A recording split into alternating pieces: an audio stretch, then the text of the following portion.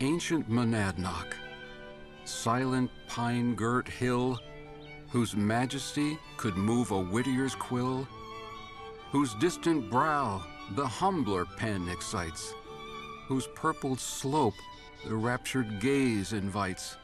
Stand thou, great sentinel, though nations fall, in thee New England triumphs over all. H.P. Lovecraft.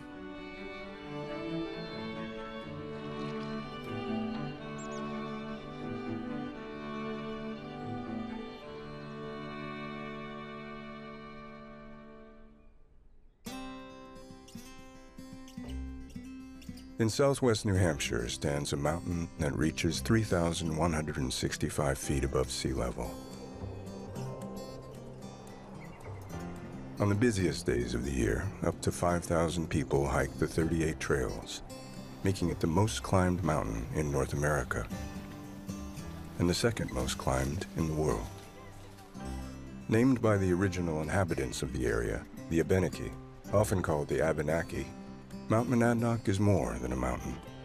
It is a sacred place, an artistic inspiration, and a landscape loved for centuries by locals and tourists alike.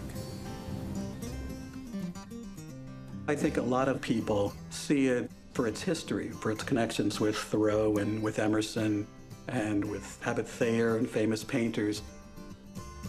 People travel a long way to come here to hike a mountain that's really become famous, not because it's a mountain, but because it's a literary icon. But it's more than just a hike, and it's more than just the vistas. There is a sense of connection with generations of people, of artists, of folks who have felt the same way about the mountain.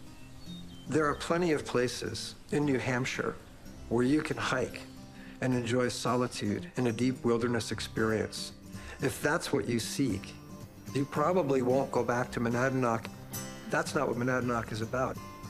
It is a people's mountain. It is a place of interaction, certainly with your family, with your friends, socially along the trail. Rising alone above the region, Monadnock's rocky mountaintop boasts a 360-degree view. The only place where you can see parts of all 6 New England states. Famous for its accessibility, Monadnock draws visitors of all skill levels from around the world. Though it is not an easy climb, the 4-hour round trip to the summit does not require ropes or special climbing gear. The first time I went up Monadnock, I was surprised at the effort required to get there. In fact, I'm always surprised by the effort required to get there. It always seems a little bit harder than I remembered it. But I also always know that, yes, I'm going to make it, and if this is the second most climbed mountain in the world, then by God, I'm not going to be the one to stop halfway up. My relationship with the mountain is kind of like having a friend that'll never go away or will never do you any wrong. It's the consistency of having something there that's always going to be there. This just happens to be my time to go out and play on the mountain. The calendar says I'm getting old, but I don't feel like I am. And the mountain is ageless.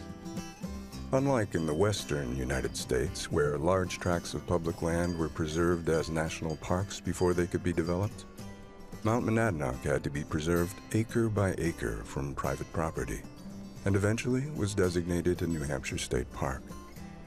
The mountain was saved by the grassroots efforts of preservationists over 2 centuries.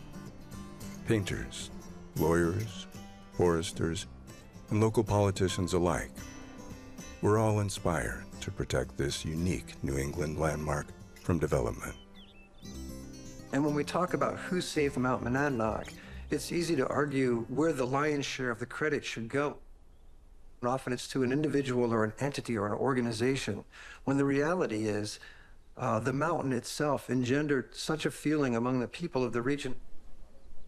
Well, it's a whole series of accidents. The most unlikely people came forward.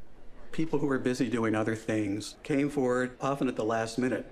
Whenever Mount Monadnock is endangered by someone who either wants to cut down the trees or build a housing development, there's always this person, this Monadnock angel, who shows up and it starts an organization, a grassroots organization, to raise the money to protect it.